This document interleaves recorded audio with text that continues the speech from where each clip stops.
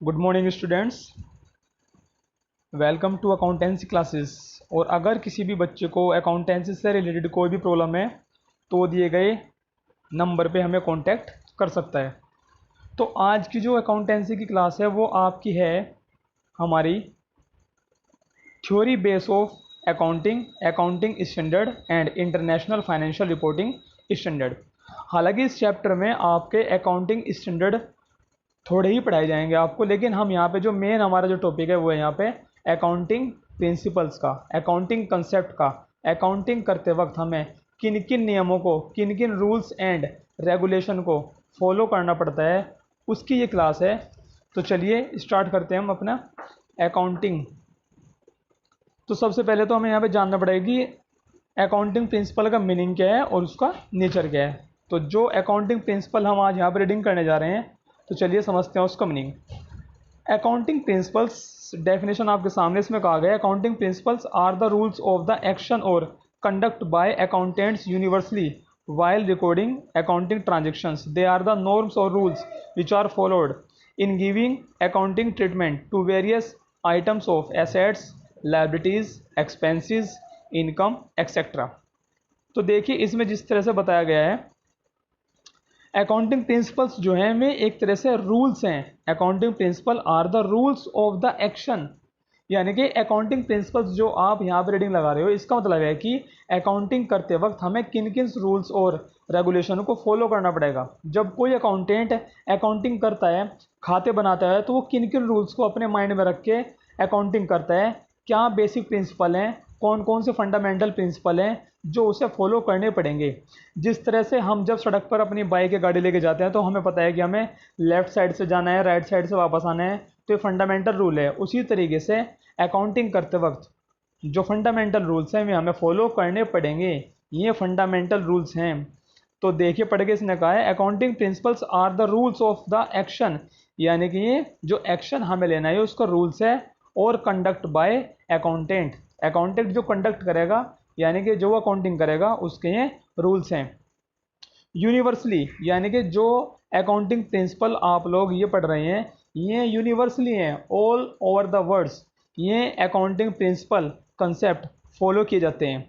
While recording accounting transaction, यानी कि जब भी हम कोई अकाउंटिंग ट्रांजेक्शन रिकॉर्ड करेंगे तो हमें ये अकाउंटिंग प्रिंसिपल फॉलो करने पड़ेंगे। नेक्स्ट लाइन में कैसे है, they are the norms, they are the norms or rules which are followed in giving accounting treatment to various item of assets, liabilities, expense, income। यानी कि दे आर द नॉर्म्स, यानी कि ये वे रूल हैं जो कि हमें किसी भी आइटम का अकाउंटिंग ट्रीटमेंट करते वक्त फॉलो करने पड़ेंगे।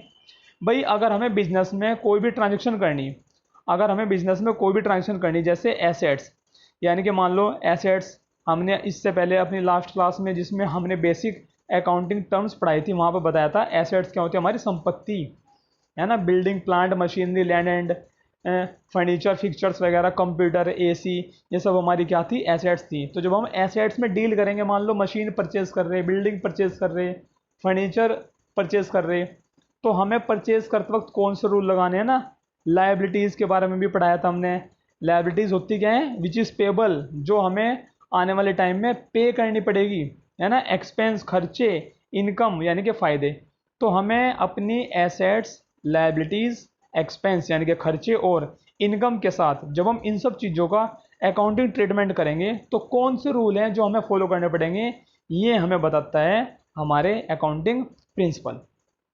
यानी कि अब आप समझ गए होंगे कि अकाउंटिंग प्रिंसिपल एक क्या है, जनरल रूल हैं, यानी कि ये फंडामेंटल रूल हैं जो हमें फॉलो करने पड़ेंगे। फंडामेंटल का मीनिंग होता है बेसिक रूल। भाई ये तो आपको देखो फॉलो करने ही है। मान लो अकाउंटेंसी में इसके अलावा बहुत सारे रूल हैं, तो कुछ रूल तो ऐसे हैं कि आपकी जो है वो इच्छा पे डिपेंड है कि आप उन्हें फॉलो कर भी सकते हो नहीं भी, लेकिन ये भी रूल हैं जो आपको फॉलो करने ही पड़ेंगे। आपको क्या, कोई भी अगर अकाउंटिंग करेगा तो भैया ये तो देखो फॉलो करने पड़ेंगे, इसलिए इन्हें फंडामेंटल या बेसिक रूल बताया गया जो हमें फॉलो करने पड़ेंगे। तो आप इसे इस तरीके से भी डेफिनेशन को याद कर सकते हैं कि accounting principles are the fundamental rules of recording accounting transactions, यानी कि अकाउंटिंग ट्रांजेक्शन को रिकॉर्ड करते वक्त जो हमें फंडामेंटल रूल फॉलो करने, वे क्या है, हमारे अकाउंटिंग प्रिंसिपल हैं। अच्छा, अकाउंटिंग प्रिंसिपल देखो मैंने यहाँ पे बताया भी, इसमें एग्जाम्पल देके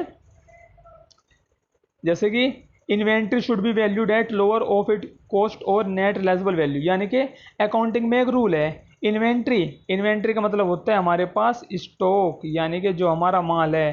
तो इस पे एक रूल है कि भाई अगर स्टॉक में आपके पास कोई माल पड़ा हुआ है, मान लो बच गया हमारे पास गोडाउन में, तो देखो मान लो मेरे पास एक 3 रुपये का पेन बचा हुआ और मैं कस्टमर को उसे 5 रुपये का बेचता हूँ और वो पेन मेरा बिका नहीं अब तक, तो अगर मैं उसकी अकाउंटिंग अपने यहाँ पे दिखा रहा कि भाई रिकॉर्ड में मेरे पास कितने का पेन रखा हो, तो आप उसे 3 का बताओगे या 5 का बताओगे? ऑब्वियसली हम उसे 3 का लिखेंगे, 5 का तो कस्टमर के लिए। तो यहाँ वही तो रूल है कि भाई स्टॉक जो है आपका, उसे आप किस वैल्यू पे लिखोगे? लोअर ऑफ इट कॉस्ट, यानी कि जो उस पेन की कॉस्ट होगी और जितने का वो बाज़ार में बिकना चाहिए, इन दोनों में जो भी कम होगा उस पर हम उसे दिखाएंगे। हमें तो कम वाली वैल्यू लेके चलनी है ना, ठीक है ना। तो ये देखो एक रूल है, ये भी अकाउंटिंग प्रिंसिपल में है कि भाई अगर स्टॉक का आप वैल्यूशन करोगे तो उस स्टॉक की जो कॉस्ट होगी और नेट रिलाइजेबल वैल्यू, यानी कि जितने का वो बिक सकता है, जितना मुझे उसे बेच कर रियलाइज हो सकता है, उन दोनों वैल्यू में जो भी वैल्यू कम होगी हम उसे उस पर ही दिखाएंगे। इसी तरह से जैसे कोई एसेट्स हमने परचेज कर ली, मान लो आपके पास मोबाइल फ़ोन है और आपने मोबाइल फ़ोन आज परचेज़ कर लिया, तो 1 साल बाद भी क्या वो फ़ोन आपका, मान लो आज वो फ़ोन आपने 18,000 का लिया, तो क्या 1 साल बाद भी उस मोबाइल फ़ोन की वैल्यू 18,000 रहेगी? नहीं रहेगी। रीज़न रीज़न ये है जी, हमने उसे यूज़ कर लिया। तो भैया किसी भी एसेट्स को जब हम यूज़ करते हैं ना, यूज़ करने से जो उसकी वैल्यू गिरती है उसे हम बोलते हैं यहाँ पे डेप्रिसिएशन। तो मान लो अगर कोई 18,000 का फ़ोन है और 1 साल बाद मान लो मैं कह रहा भाई ये तो 12,000 का रह गया, इसका मतलब है 6,000 का मैंने उसे यूज़ कर लिया। तो अब आप उसे बताओ 18 में लिखोगे या 12 में? तो मैं कहूँगा जी 12 में लिखेंगे। तो यहाँ वही तो लाइन कहा इसने, इसने कहा कि जो फिक्स्ड एसेट्स है should be depreciated over their useful life, यानी कि जो एसेट्स है उसे आप उसकी यूज़फुल लाइफ के हिसाब से डेप्रिशिएट करके दिखाओगे। तो यानी कि ये हमारे पास इस अकाउंटिंग प्रिंसिपल है। चलिए, तो मीनिंग हमने पढ़ लिया और हमने आपको यहाँ पे इसके 2 एग्जाम्पल भी दिखा दिए। नेक्स्ट आते हैं कि जो ये अकाउंटिंग प्रिंसिपल है इसके कितने टाइप्स हैं। तो देखिए हमारे सामने इसमें 2 टाइप है। एक तो होते हैं अकाउंटिंग कंसेप्ट। अकाउंटिंग कंसेप्ट क्या होते हैं पढ़ लेते हैं। Accounting concept are the basic assumption, देखो, and generally accepted accounting rules, यानी कि जो अकाउंटिंग कंसेप्ट है, मैं तो जी बड़ा सिंपल है जी, अकाउंटिंग कंसेप्ट तो हमारी बेसिक अजम्पशन है, यानी कि जो हमें मान के चलना ही है।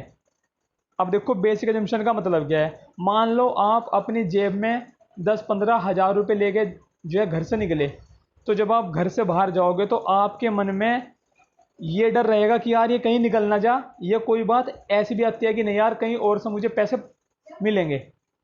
हमारे दिमाग में डर रहता है कि भाई यार ये पैसे यार कहीं से निकल ना जा। इसका मतलब है हम हमेशा नुकसान को मायने में लेके चलते हैं, तो हम भी घर से कुछ ना कुछ एज्यूम करके चले। तो अकाउंटिंग कंसेप्ट भी वही है कि ये बेसिक एजम्पशन है जो कि जनरली एक्सेप्टेड है। Accounting rule based on which transaction are recorded and financial statement are prepared, यानी कि अकाउंटिंग रूल्स जो हैं हमारे बेस्ड होते हैं जिन पे हमारी ट्रांजेक्शन रिकॉर्ड होगी और हम उन्हें फाइनेंशियल स्टेटमेंट में कैसे रिकॉर्ड करेंगे, फाइनेंशियल स्टेटमेंट कैसे प्रिपेयर करेंगे। तो दोबारा बता देता हूँ, अकाउंटिंग कंसेप्ट क्या है? बेसिक अजम्पशन है जी, यानी कि ये जनरली एक्सेप्टेड रूल है, ठीक है। नेक्स्ट हमारे पास आता है अकाउंटिंग कन्वेंशन।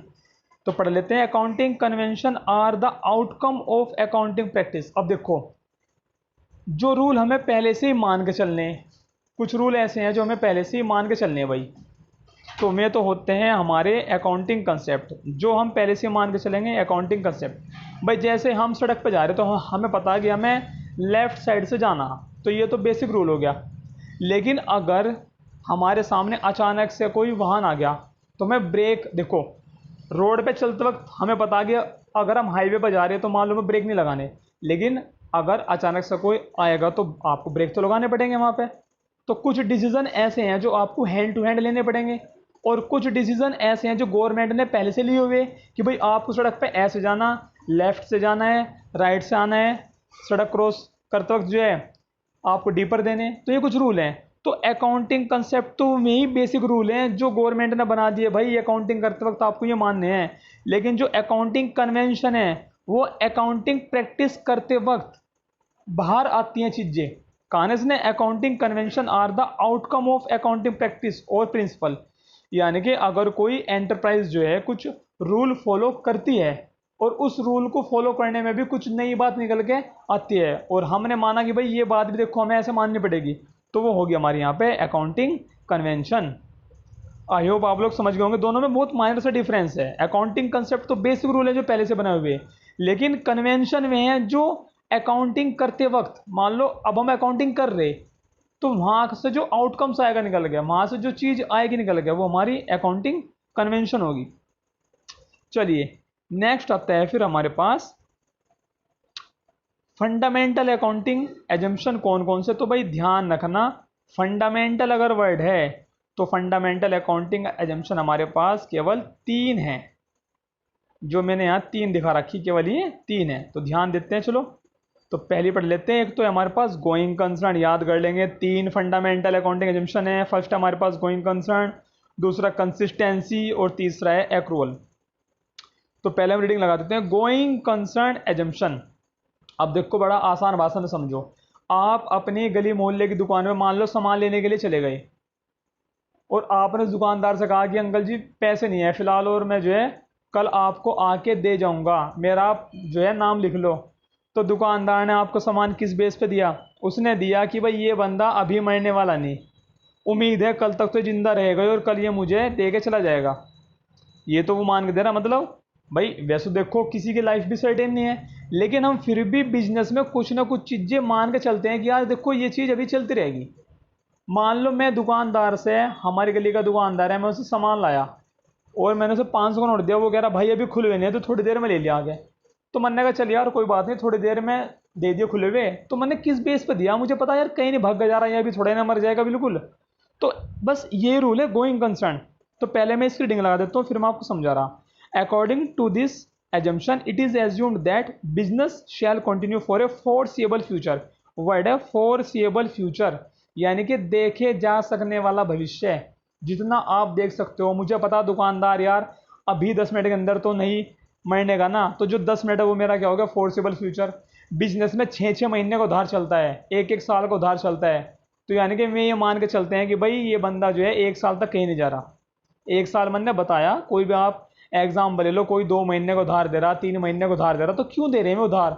उन्हें पता यार ये बंदा अभी थोड़े मर जाएगा, ये दुकानदार अभी थोड़ा ना दुकान छोड़ के भागेगा, है ना। और देखो अगले लाइन में क्या कहा, and there is no intention to close the business of scale down its operation. और देखो उसने कहा अभी, तो शुरू से पढ़ देता हूँ एक बार। देखो इसने कहा अकॉर्डिंग टू दिस एजम्पशन, इस एजम्पशन के अनुसार, इट इज एज्यूम्ड, यह माना जाता है, दैट की बिजनेस शैल कंटिन्यू, बिजनेस चलता रहेगा कब तक? फॉर ए फोर्सेबल फ्यूचर, देखे जा सकने वाले भविष्य तक। हम मान के चल रहे कि भाई 2 दिन 3 दिन या 6 महीने, जब तक भी उधार हमने मांगा वहां तक तो ये कहने जाने का। एंड और there is no intention to close the business, और उसकी बिजनेस को क्लोज करने की भी कोई इंटेंशन यानी कि इच्छा नहीं है। तो गोइंग कंसर्न एजम्पशन इंपॉर्टेंट है, मतलब समझ में आ गया जी। हम इसमें जो अकाउंटिंग करेंगे, मान लो मैं किसी को 5 लाख रुपए उधार दे रहा, वो कह रहा भैया मैं देता रहूंगा आपके पैसे। तो जो मैंने उसे 5 लाख रुपए उधार दिए, वो क्या सोच के दिए कि यार चल देता रहेगा। तो हम ये तो नहीं मानने कि भाई कल कोई मर जाएगा या कल ये बिजनेस छोड़ के जाएगा अपना। तो यानी कि गोइंग कंसर्न कंसेप्ट में हम एंट्री ये मान के करते हैं कि बिजनेस एक सर्टेन पीरियड तक चलता रहेगा और सामने वाली पार्टी का बिजनेस को बंद करने का कोई भी, मतलब बिजनेस को बंद करने की कोई भी उसकी इच्छा भी नहीं है। चलिए समझ गए होंगे बहुत इजी लैंग्वेज में। नेक्स्ट हमारे पास कंसिस्टेंसी एजम्पशन। अब देखो कंसिस्टेंसी, कंसिस्टेंट वर्ड तो आपने सुना होगा, एक रूपता, एक जैसा रहना। इसका मतलब है, कहते हैं टीचर कहते हैं भाई देखिए बच्चा कंसिस्टेंट है। कंसिस्टेंट का मतलब है कि ये बच्चा रोज 2-2 घंटे पढ़ता है भाई, तो यानी कि वो बच्चा कंसिस्टेंस है। कंसिस्टेंट का मीनिंग होता है कि जो डेली के एक रूल फॉलो कर रहा।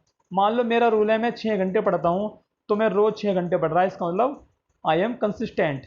एग्जाम्पल दिया हमने, है ना, कभी सोचो मैं 6 घंटे पढ़ रहा। चलो तो यानी कि कंसिस्टेंसी का मीनिंग क्या होता है, पढ़ लेते हैं आगे। According to the consistency assumption accounting practices one selected and adopted should be applied consistently year after year. यानी कि भैया अकाउंटिंग में आप एक बार जो रूल सिलेक्ट कर लोगे और उस रूल को आप फॉलो कर लोगे तो उसके बाद आप ईयर आफ्टर ईयर यानी कि हर साल आप उसी रूल को उसी तरीके से फॉलो करोगे। The concept help in better understanding of accounting information. इस कंसेप्ट की वजह से हम अकाउंटिंग इंफॉर्मेशन को अच्छी तरह से समझ सकते हैं and makes it comparable with that of the previous year, और हम इसे पिछले वर्षों की तुलना भी कर सकते हैं। देखो दोबारा समझा देता हूँ। भाई मान लो मेरा रूल है कि मैं अपने घर का एक महीने का खर्चा और एक महीने की इनकम निकालता हूँ। तो अगर मैं एक महीने की सैलरी में से अपना एक महीने का खर्चा निकालूंगा तो मुझे ईजिली पता लग जाएगा कि मुझे सेविंग हुई या नहीं हुई। सिंपल सी बात है। लेकिन मान लो मैं कभी कभी तो करता हूँ ऐसा कि 2 महीने की सैलरी में से एक महीने का खर्चा घटा लेता हूँ, या मैं कभी कभी ऐसा भी करता हूँ कि सैलरी तो मिली एक महीने की और खर्चा लेस कर दिया 2 महीने का। तो क्या मुझे अपनी सेविंग का पता लगेगा? हम कहेंगे जी बिल्कुल नहीं लगने का पता। ऐसे कैसे पता लग जाएगा मान लो? तो कंसिस्टेंसी का मीनिंग है कि अगर हम एक बार जो रूल फॉलो कर लेंगे तो भाई फिर बार बार हमें वही रूल फॉलो करना। मान लो मैंने रूल फॉलो किया कि मैं एक साल के अपने खाते बनाऊंगा, तो फिर मुझे हर साल एक साल के बनाने हैं। अब आप कहोगे जी खाते तो एक साल के बनते हैं। नहीं भाई, बहुत सारे बिजनेस हाउसेज ऐसे हैं जिन्हें गवर्नमेंट ने परमिशन दे रखी है कि आप 15 महीने के भी बना सकते हो, आप 18 महीने के भी बना सकते हो। तो अगर आपको गवर्नमेंट से परमिशन मिल ली जी हम तो 15 महीने के, तो फिर आपको हर बार 15 महीने की अपनी अकाउंटिंग करनी। तो सिंपल सी बात ये कंसिस्टेंट रहना। अकाउंटिंग में आप एक रूल जो एक बार लगा दोगे बस, तो फिर हर बार वही रूल आपको जो है फॉलो करना पड़ेगा। अब आप कहोगे कि सर इसे बदल नहीं सकते। बिल्कुल बदल सकते हैं, लेकिन बदलने के लिए सेंट्रल गवर्नमेंट की परमिशन लेनी पड़ती है। इतना आसान नहीं होता। ठीक है ना। चलो नेक्स्ट आ जाओ। Accrual assumption.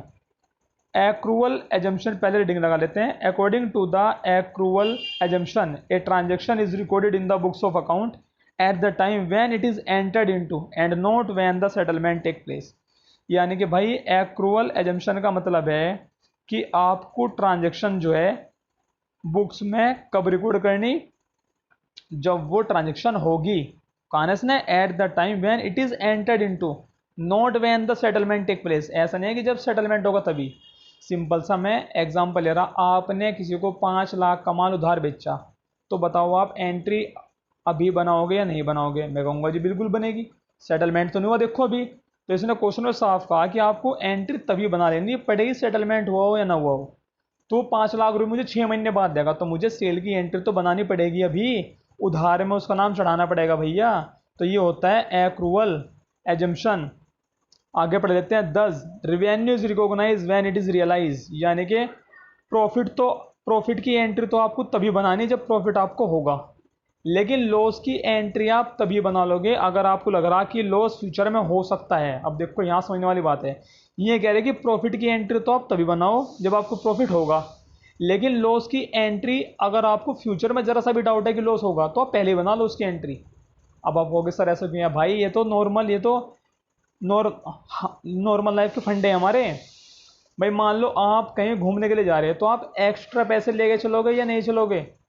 इसका मतलब है आप भी कहीं ना कहीं एक्सपेंस को लेके चल रहे हैं। आपको पता है कि यार अगर मैं वहां जाऊंगा तो मेरा ज़्यादा खर्चा हो सकता है। आप एक्सपेंस को पहले ही दिमाग में लेके चल रहे हैं। लेकिन आप ये तो नहीं सोच के चलते कि नहीं भाई मैं तो कम पैसे लेके जाऊंगा और बचा के ले आऊंगा। इसका मतलब आप प्रॉफिट को आप पहले से रिकॉग्नाइज नहीं कर रहे। आप यहाँ भी लॉस को पहले रिकॉग्नाइज कर रहे। तो एक्रूअल एजम्पशन यहीं से लिया गया कि आप फ्यूचर में होने वाले लॉस की एंट्री तो पहले बना लो, लेकिन जो प्रॉफिट होने वाला उसे आप अभी रिकॉग्नाइज ना करो। वो जब होगा आप उसे तभी मान लेना। ये कहता है हमारा एक्रूअल एजम्पशन। आई होप समझ गए होंगे तीनों। ये हमारे फंडामेंटल अकाउंटिंग एजम्पशन है। तो अगर क्वेश्चन आपसे पूछा जाता है कि बताओ हमारे कितने फंडामेंटल अकाउंटिंग एजम्पशन है, तो हम कहेंगे जी 3 हमारे फंडामेंटल। ये फंडामेंटल हैं, बेसिक हैं, यानी कि ये 3 हैं। इनके अलावा बहुत सारे हैं अभी और भी, लेकिन ये 3 फंडामेंटल हैं। समझे? अब देखो जैसे वही बात है भाई, ट्रैफिक के रूल तो बहुत सारे, लेकिन बेसिक रूल क्या है कि आपको लेफ्ट में चलना। उसके अलावा तो बहुत सारे रूल हैं। तो ये केवल फंडामेंटल बेसिक रूल है हमारे। चलिए नेक्स्ट आते हैं हमारे पास। अब देखो कौन कौन से अकाउंटिंग प्रिंसिपल हैं, चलिए उनकी रीडिंग लगा लेते हैं। तो पहला प्रिंसिपल है भाई हमारे पास बिजनेस एंटिटी प्रिंसिपल। पहले मैं इसकी रीडिंग लगाऊंगा फिर मैं आपको समझाऊंगा, थोड़ा टफ सा है। According to the business entity principal, business is considered to be separate. देखो लाइन समझ लो पहले ही कि बिजनेस एंटिटी प्रिंसिपल है ना जो, इसके अनुसार बिजनेस इज कंसिडर्ड यानी कि बिजनेस को हम उसके मालिक से अलग मानते हैं। अब आप कहोगे सर ये क्या बात हुई, मालिक ही तो बिजनेस करता है। अरे भाई मान लो मालिक ही बिजनेस करता है, किसी आदमी ने 5 लाख रुपए लगा के दुकान खोल ली। अब ये बताओ अगर मालिक मर गया तो क्या दुकान भी हो जाएगी बंद? आप कहोगे नहीं जी, दुकान पे उसकी वाइफ उसका लड़का कोई ना कोई तो बैठेगा। इसका मतलब है दुकान तो चलती रहती है, मालिक आते रहते हैं जाते रहते हैं। इसीलिए अकाउंटिंग हम मालिक की नहीं करते, अकाउंटिंग हम करते हैं बिजनेस पॉइंट ऑफ व्यू से। समझे? तो ये क्वेश्चन में ये कोई फंडामेंटल रूल नहीं है हमारा, लेकिन ये अकाउंटिंग प्रिंसिपल है कि जब भी आप अकाउंटिंग करोगे तो आप मालिक को बिजनेस से अलग मानोगे। अब आप कहोगे सर अब भी नहीं आया समझ में। अरे भाई मालिक ने बिजनेस करा, ठीक है मालिक ने बिजनेस किया पैसे लगाए, लेकिन अगर मालिक भी बिजनेस से पैसे घर खर्च के लिए निकाल लेगा तो यहाँ पे हम उसकी भी एंट्री बनाते हैं। और अगर मालिक प्रॉफिट में से हिस्सा लेगा उसकी भी एंट्री यहाँ बनेगी। इसका मतलब है हम मालिक की भी एंट्री बनाते हैं और कस्टमर की भी बनाते हैं। बिजनेस के पॉइंट ऑफ व्यू से बिजनेस तो मालिक को भी अपना क्रिएटर मान के चल रहा और बाकी लोगों को भी ऐसे मान के चल रहा। तो business is considered to be separate and distinct from its owner. साफ कहा कि बिजनेस तो जो है मालिक को उससे अलग मानता है। Business transaction are recorded in the books of account from the business point of view, यानी कि जितनी भी बिजनेस की ट्रांजेक्शन होंगी वे बिजनेस के पॉइंट ऑफ व्यू से रिकॉर्ड होंगी। और कहाँ थे हम यहाँ पर, हाँ, and not from the point of the owner, यानी कि जो एंट्री हैं वे बिजनेस के पॉइंट ऑफ व्यू से रिकॉर्ड करेंगे ना कि ओनर के पॉइंट ऑफ व्यू से। स्पेलिंग थोड़ी सी मिस्टेक हुई यहाँ पे, ये फ्रॉम होगा, यहाँ पे फॉर्म लिखा हुआ है ना, ठीक कर लेना। Owner being regarded as separate, owner को तो हमें सेपरेट अलग मान के चलना, एंड डिस्टिंक्ट फ्रॉम बिजनेस, और बिजनेस से अलग ही मानना है। दे आर कंसिडर्ड क्रेडिटर, मालिक को हम बिजनेस के लिए क्रेडिटर मानते हैं, लेनदार मानते हैं, क्योंकि भैया उसने बिजनेस को पैसा दे रखा उधार। तो कोई भी मालिक होगा, जब हम भी अगर किसी के बिजनेस में पैसा लगाएंगे तो हम सबसे पहले क्या चाहेंगे कि यार बिजनेस से मेरा पैसा निकल जा। इसका मतलब है बिजनेस के पॉइंट ऑफ व्यू से मैं लेनदार हूँ, लेने वाला। तो बिजनेस तो यहाँ पे मालिक को क्या मानता है, क्रेडिटर मानता है। जितनी कैपिटल वो बिजनेस में लगाएगा उतनी ही अमाउंट से वो बिजनेस के लिए क्रेडिटर हो गया। भाई मान लो मैं कोई बिजनेस कर रहा 5 लाख रुपए लगा के, तो भाई मेरे दिमाग में सबसे पहले क्या बात होगी कि यार प्रॉफिट तो हो या ना हो, बस जब पैसा लगा रखा ना पहले वो तो मेरा मुझे मिल जाए। तो यानी कि मैं अपनी दुकान से अपने 5 लाख रुपए वापस चाह रहा कि कैसा ना कैसे पहले मैं ये पैसा अपना निकाल लूँ।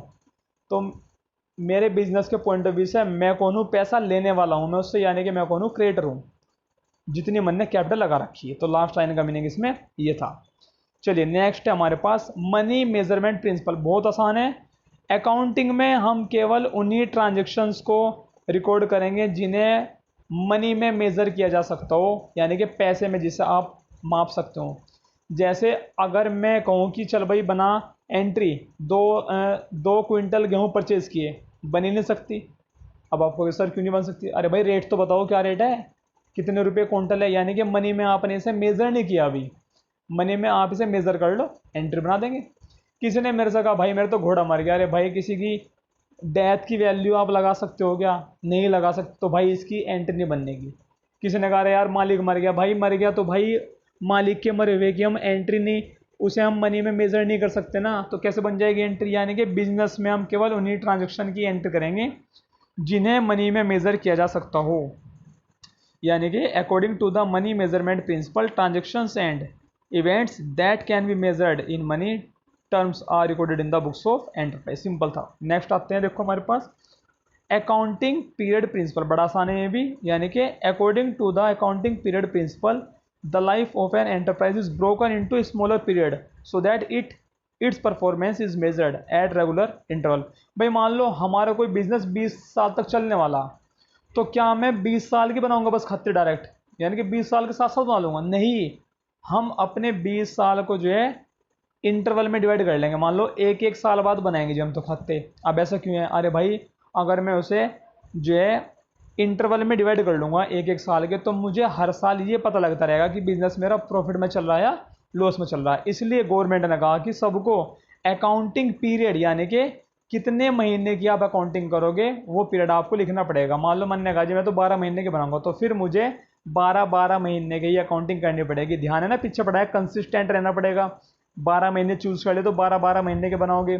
फ़ायदा क्या होगा, उससे हम कंपैरिजन भी कर सकते हैं कि भाई लास्ट ईयर में तो हमें प्रॉफिट हुआ था, इस साल हमें लॉस हो गया, पिछले साल सेल हमारी ये थी, इस साल तो कम सेल है, पिछले साल ज़्यादा माल खरीदा था, इस साल कम है। तो कंपैरिजन करने में आसानी रहेगी और हमें बिजनेस की परफॉर्मेंस को मेज़र करने में हेल्प मिलेगी। इसलिए अकाउंटिंग पीरियड प्रिंसिपल भी फॉलो करना पड़ेगा। हालांकि ये फंडामेंटल नहीं है, फंडामेंटल तो में 3 ही थे, लेकिन ये भी फॉलो करने पड़ते हैं। चलिए नेक्स्ट आते हैं हमारे पास फुल डिस्क्लोजर, यानी कि सारी बात बतानी पड़ेगी। फुल डिस्क्लोजर प्रिंसिपल पढ़ लेते हैं पहले।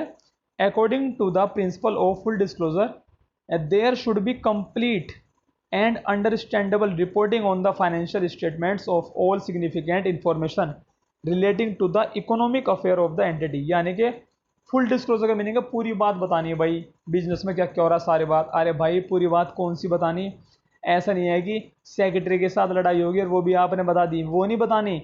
यानी कि जो इकोनॉमिक अफेयर हैं जिनसे हमारे बिजनेस पे इम्पेक्ट पड़ता हो, मैं बातें, मान लो हमने अपने बिजनेस में बैंक से 1 करोड़ का लोन लिया हुआ, ठीक है, तो हमें ये बात बतानी पड़ेगी जिससे जो लोग हमारी कंपनी में पैसा लगा रहे उन्हें पता लग जाए कि भाई ये तो कंपनी कर्जदार है, इसमें पैसा लगाना या नहीं नहीं हमें यहाँ पर लगाना। और आपने अगर 1 करोड़ वाली बात जो है बताई नहीं, तो बहुत सारे लोगों ने आपकी कंपनी में लगा दिया पैसा और आप उनका पैसा लौटा नहीं पाए, तो आपने उन लोगों का पैसा क्या हुआ, डूब गया पैसा उनका, जिससे लोगों को नुकसान हो जाएगा। तो गवर्नमेंट कह रही नहीं भाई ऐसा नहीं काम चलने का, आपको अगर बिजनेस करना तो फुल डिस्क्लोज करना पड़ेगा, सारी बातें बतानी पड़ेगी, आप पे कितना कर्जा है, कितना आपके पास कैश है, पूरा अपना जो है खाते बनाओ और सब चीज़ें जो है पब्लिक को बतानी पड़ेगी।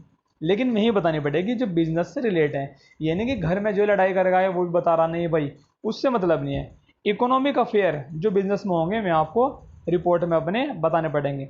और रिपोर्ट भी ऐसी बनानी पड़ेगी जो कंप्लीट हो और अंडरस्टैंडेबल हो, पूरी होनी चाहिए और इसे कोई भी समझ सकता हो, और उसमें सारी बात आपको बतानी है। ये फुल डिस्क्लोजर प्रिंसिपल हमें बता रहा है। चलिए नेक्स्ट है हमारे पास मैटेरियलिटी प्रिंसिपल। देखो मैटेरियल का मीनिंग होता है कॉमर्स की भाषा में इम्पोर्टेंट, यानी कि जो चीज़ मेरे लिए इम्पोर्टेंट है। अच्छा भाई एक छोटा सा मतलब एग्जांपल ले रहा, मान लो आपने मुझे 16,000 रुपये खर्च करने के लिए दिए या किसी काम के लिए दिए, और रास्ते में अगर मैं 10-20 रुपये जो है चाय वाई पी ली मैंने, तो क्या 16,000 रुपये में से 10-20 खर्च करने से फ़र्क पड़ेगा? हम कहेंगे नहीं जी फ़र्क नहीं पड़ने का। तो भाई गवर्नमेंट कह रही कि जो चीज़ मटेरियल है उन्हें तो आप दिखाओ, जो चीज़ मटेरियल नहीं है उन्हें आप यहाँ पे ना दिखाओ। कैसे? किसी कंपनी का प्रॉफिट है मान लो 16,32,75,754, इस तरह से फिगर है कोई, है ना, रुपीज़ में दे रखी है राउंडेड में। तो मैं कंपनी वाले देखो मैं आपको दिखा देता हूँ, मान लो किसी कंपनी का प्रॉफिट आया, पेन से लिख के दिखा देता हूँ, ये आया 18,26,732। तो मैं कंपनी ऐसे छोड़े ना लिखती है प्रॉफिट, मैं सिंपल कह देते हैं जी हमारा प्रॉफिट जो है 18.26 लाख है, सिंपल। अब मैं 732 रुपये भूल गए खा गए, तो गवर्नमेंट ये थोड़ा बोल रही है भाई तुमने 732 क्यों नहीं दिखाए। अरे भाई जब 18 लाख की बात हो रही है तो 732 रुपये वहाँ पे मायने नहीं रखते। तो यही तो मैटेरियलिटी प्रिंसिपल है, यानी कि हमें पढ़ लो पहला आप, इसने कहा N item should be regarded as material if there is a reason to believe that knowledge of it would influence the decision of an informed investor। यानी कि कोई भी आइटम मटेरियल इंपॉर्टेंट तभी मानी जाएगी यदि if there is a reason to believe, यदि ऐसा कोई रीज़न है कि भाई ये फिगर जो है हमारे इन्वेस्टर पे कोई फ़र्क डाल लेगी, तो हमें वो फिगर रिकॉर्ड करनी, अदरवाइज नहीं करनी।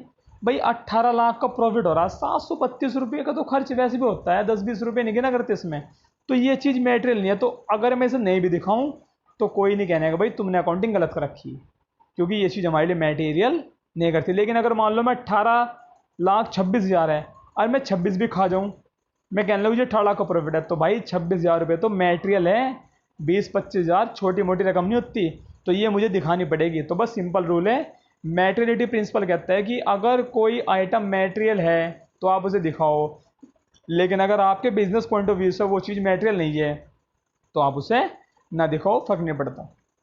चलिए नेक्स्ट पॉइंट है फिर हमारे पास प्रूडेंस और कंजर्वेटिज्म प्रिंसिपल। भाई प्रूडेंस, कंजर्वेटिव, ये तो आपने सुना होगा। कंजर्वेटिव वर्ड होता है रूढ़िवादी, प्राचीन बातों को मानने वाला, कंजर्वेटिव। और हम लोग सभी कंजर्वेटिव हैं भाई। कंजर्वेटिव लाइन का मीनिंग मैंने बताया था कि हम लोग जब कहीं जा रहे हैं मान लो, तो हम पहले ही अपने दिमाग में लॉस लेकर चलते हैं, प्रॉफिट को हम अपने दिमाग में नहीं लेकर चलते। जैसे मान लो अगर मैं 2 लाख रुपए जेब में लेके जा रहा, तो मेरे दिमाग में रास्ते में जाते हुए क्या बात रहेगी कि यार कोई छीन ना ले, निकल ना जा, ओ भाई चोरी ना हो जाए यार ये, है ना। तो यानी कि मेरे दिमाग में लॉस है, लेकिन हम कभी ये नहीं सोच के चलते कि 2 लाख तो मेरी जेब में आ रहे, नहीं, बिंदास जाएंगे और 1 लाख रुपए आज रास्ते में से मिलेंगे, ऐसे तो नहीं मान के चलते ना। तो ये लाइन देखो जो मैंने यहाँ पे कैपिटल लेटर में लिखी, मेन लाइन यही है इसकी। प्रूडेंस प्रिंसिपल कहता है do not anticipate a profit, यानी कि आप प्रॉफिट को कभी नहीं लेके चलोगे, but provide for all possible losses, लेकिन जितने भी पॉसिबल लॉसेज हैं, फ्यूचर में होने वाले लॉस हैं, आप उनकी एंट्री पहले ही बना के चलोगे। तो बड़ा आसान है कि भाई फ्यूचर में होने वाले प्रॉफिट को तो आप भूल जाओ, लेकिन फ्यूचर में होने वाले लॉस को आप पहले ही लेके चलोगे। ये बिजनेस का रूल है, ये बिजनेस के प्रिंसिपल हैं। चलिए नेक्स्ट हमारे पास कॉस्ट कंसेप्ट। तो पहले पढ़ लेते हैं। According to the cost concept, an assets is recorded in the books of account at the price paid to acquire it, and the cost is the basis for all subsequent accounting of the assets. Assets is recorded at the cost at the time of its purchase, but is systematically reduced in value by charging depreciation. तो भाई ये कह रहा कि भाई cost concept कहता है कि एसेट्स को आप बुक्स में रिकॉर्ड करोगे at the price paid to acquire it, यानी कि आपने उसे एक्वायर करने में कितना खर्च कर दिया। अब देखो यहाँ पे समझने वाली बात है, मान लो हम वॉशिंग मशीन लाते हैं खरीद गए 15,000 की, 15,000 की, लेकिन घर तक लाने के लिए भी तो रेडे वाला 1,000-1,200 रुपये लेगा। तो मान लो रेडे वाले ने मेरे से भाड़े के 1,000 रुपये लिए, तो वॉशिंग मशीन मुझे कितनी पड़ेगी, 16,000। तो एक्वायर करने तक के खर्चे, यानी कि मैं जो उसकी एंट्री बनाऊंगा वो 16,000 से बनाऊंगा, ना कि 15 से। पहली बात तो ये। दूसरी बात यह है कि जैसे जैसे उस वॉशिंग मशीन को मैं यूज़ करता रहूँगा, वैसे वैसे उसकी वैल्यू धीरे धीरे गिरेगी। अरे भाई हम कोई भी चीज़ है जब यूज़ करते हैं, मान लो मोटरसाइकिल है, बाइक है, आप यूज़ करते रहते हो तो धीरे धीरे उसकी वैल्यू गिरती है।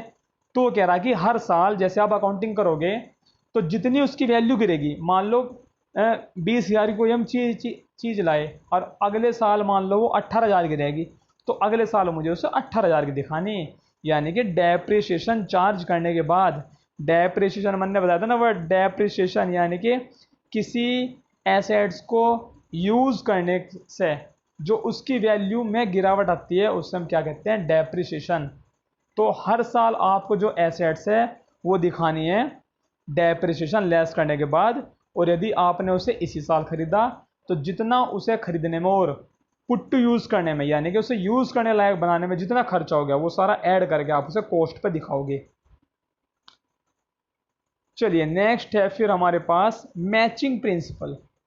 हालांकि देखो मैचिंग प्रिंसिपल आपको करने के लिए एक चैप्टर पढ़ना पड़ेगा जिसका नाम है कैपिटल एंड रिवेन्यू एक्सपेंस। ये एक चैप्टर है, ये पढ़ना पड़ेगा कैपिटल एंड रिवेन्यू वाला, लेकिन फिर भी जितना पॉसिबल होगा मैं आपको यहाँ बता देता हूँ। बिजनेस में 2 तरह के खर्चे होते हैं, एक तो होते हैं कैपिटल एक्सपेंडिचर यानी कि पूंजीगत खर्चे, और दूसरे होते हैं रिवेन्यू एक्सपेंडिचर यानी कि आयगत खर्चे। अब बड़ी आसान भाषा में समझिए और याद रखिए, ज़्यादा लंबा चौड़ा नहीं मैं बताऊँगा इस पर। बिजनेस को ऑपरेट करने में जितने खर्चे होते हैं वे सारे होते हैं हमारे रिवेन्यू, आयगत, और किसी भी संपत्ति को खरीदने में, एक्वायर करने में, यूज़ में लाने में जो खर्चा होता है वो होता है कैपिटल। तो मैचिंग प्रिंसिपल कह रहा हमें कि भैया जो खर्चा रिवेन्यू है उसे तो आप रिवेन्यू कैटेगरी में रखो, और जो खर्चा कैपिटल है उसे आप कैपिटल की कैटेगरी में रखो। पहले मैं इसकी रीडिंग लगाता हूँ। This concept is based on the accounting period concept. An important objective of business is to determine profit periodically. It is necessary to match revenue of the period with the expense of that period to determine correct profit or loss for the accounting period. Profit earned by the business during a period can be correctly measured only when the revenue earned. तो पहले मैं आपको इसकी जो है language समझा देता हूँ कि ये क्या है, फिर हम इसमें आगे बढ़ेंगे। This concept is based on the accounting period concept. एक तो ये जो कंसेप्ट है ये हमारा पिछला जो कंसेप्ट गया अकाउंटिंग पीरियड कंसेप्ट पे बेस्ड है। कैसे बेस्ड है जी भाई? अकाउंटिंग पीरियड कंसेप्ट में हमने पढ़ा था कि हमें एक सर्टेन पीरियड की अकाउंटिंग करके चलनी है। तो मैचिंग कंसेप्ट भी तो यही कह रहा मैं कि भाई मैच करके चलो। आप अगर कोई खर्चा मान लो इस साल मैंने खर्चे 12 महीने के दिखाए तो आपको इनकम भी 12 महीने की दिखानी। मैच करो भाई, 12 महीने के मैं खर्चे दिखाऊंगा, 12 महीने के मैं जो है फ़ायदे दिखाऊंगा, तभी तो मुझे प्रॉफिट एंड लॉस का पता लगेगा। आप खर्चे तो दिखा दोगे 12 महीने के, इनकम आप दिखा रहे 11 महीने की, फिर तो लॉस ही होगा आपको। तो ये कह रहे भाई मैच करो, जितने पीरियड का आप एक्सपेंस दिखाओगे उतने पीरियड का आपको क्या दिखाना पड़ेगा, इनकम, जिससे आपको करेक्ट प्रॉफिट एंड लॉस का पता लग सके। बस यही इस पैराग्राफ में रीडिंग लगा लेना, ठीक है। चलिए नेक्स्ट हमारे पास ड्यूअल एस्पेक्ट प्रिंसिपल। भाई ड्यूअल एस्पेक्ट मीनिंग होता है दोहरा लेखा, दो जगह एंट्री करनी। आप जो अकाउंटिंग पढ़ रहे हो ये डबल एंट्री सिस्टम है, और डबल एंट्री सिस्टम में रूल क्या है कि अगर आपने एक साइड डेबिट की तो दूसरी साइड आपको क्रेडिट करनी पड़ेगी, यानी कि there is a debit for every credit of equal amount. तो देख लेते हैं, पढ़ ले। इसने कहा an enterprise has two aspect, a debit and a credit of equal amount. Simply stated for every debit there is a credit of equal amount in one or more accounts. यानी कि सिंपल सी बात है भाई, dual aspect का meaning है कि आप जब भी कोई एंट्री करोगे तो एक साइड डेबिट होगी और एक साइड क्रेडिट होगी, और दोनों की अमाउंट भी इक्वल होगी। डेबिट में आप जितनी अमाउंट लिखोगे उतनी अमाउंट आपको क्रेडिट में लिखनी पड़ेगी। ये हमारा प्रिंसिपल है। और लास्ट हमारा प्रिंसिपल है रिवेन्यू रिकॉग्निशन प्रिंसिपल। पढ़ लेते हैं पहले। Revenue is considered to have been realise when a transaction has been entered into and the obligation to receive the amount has been establish. यानी कि कोई भी रिवेन्यू आप तभी रियलाइज करोगे, तभी मानोगे जब वो ट्रांजेक्शन होगी। अरे भाई अभी पीछे भी तो गया था ये कि मान लो हमने किसी को सेल कर दी उधार, तो सेल आप कब मानोगे? जब आपने सेल कर दी, या आप तब डाल लोगे उसकी एंट्री की जब आपको पैसा मिलेगा, है ना। तो यहाँ पे वो ये कह रहा है कि रिवेन्यू रिकॉग्निशन का मीनिंग है कि आप रिवेन्यू कब रिकॉग्नाइज करोगे। तो भैया रिवेन्यू रिकॉग्नाइज का मीनिंग होता है कि कब आप मानोगे कि पैसा हमें मिल गया, तो वो तो आप तभी मानोगे जब वो आपको अमाउंट मिलेगी। तो देखो इसने कहा भी कि revenue is considered to have been realized when a transaction has been entered into and the obligation to receive the amount has been established। यानी कि जब भी कोई एंट्री आप बनाओगे और उसकी अमाउंट को रिसीव या पे करने का ऑब्लिगेशन आप पे होगा, तो समझ लो वहाँ पे हमें कौन सा कंसेप्ट लगेगा, वो क्या होगा, रिवेन्यू रिकॉग्निशन हो जाए। अच्छा मैं पहले एक एग्जाम्पल लेके बता रहा आपको। मान लो हमने मार्च में किसी को कोई माल बेचा और मुझे पता कि इससे जो पैसा मिलेगा वो मुझे कब मिलेगा, अप्रैल में मिलेगा, ठीक है। तो यानी कि मुझे इसकी एंट्री कब बनानी? जब आपने माल बेचा होगा तभी बनानी पड़ेगी एंट्री। देखो एग्जांपल समझो, मान लो माल बेचा पहले और पैसा मिलना तीन महीने बाद, तो एंट्री तो आप अभी बना लोगे, पहला पॉइंट। दूसरा, मान लो आज मुझे कोई 5 लाख एडवांस दे के जा रहा है और कह रहा भैया मैं माल जो है 4 महीने बाद खरीदूंगा, तो आप कब बनाओगे एंट्री? 4 महीने के बाद। यानी कि जब आपका रिवेन्यू होगा, जब आप सेल करोगे, तभी आपको उसकी एंट्री बना लेनी है। तो आई होप भाई अकाउंटिंग प्रिंसिपल समझाने की आपको इसमें पूरी कोशिश की गई है। तो अगर किसी को कोई अकाउंटिंग प्रिंसिपल अब भी समझ में नहीं आया तो वो मुझे मेरे व्हाट्सअप नंबर पर मैसेज कर सकता है 8881828404 पे। और वीडियो अगर आपको अच्छी लगी हो तो भाई लाइक ज़रूर कर दिया करें और सब्सक्राइब कर देना चैनल को एक बार। तो दोबारा बता रहा हूँ, अगर किसी को कोई प्रॉब्लम हो तो वो मुझे व्हाट्सअप नंबर 8881828404 पे कॉल या मैसेज करके पूछ सकता है। हालांकि थ्योरी समझाने की पूरी कोशिश इस वीडियो के थ्रू की गई है। तो चलिए नेक्स्ट मिलते हैं आपके फिर chapter number 4 T S Grewal complete solution में। Okay and bye bye.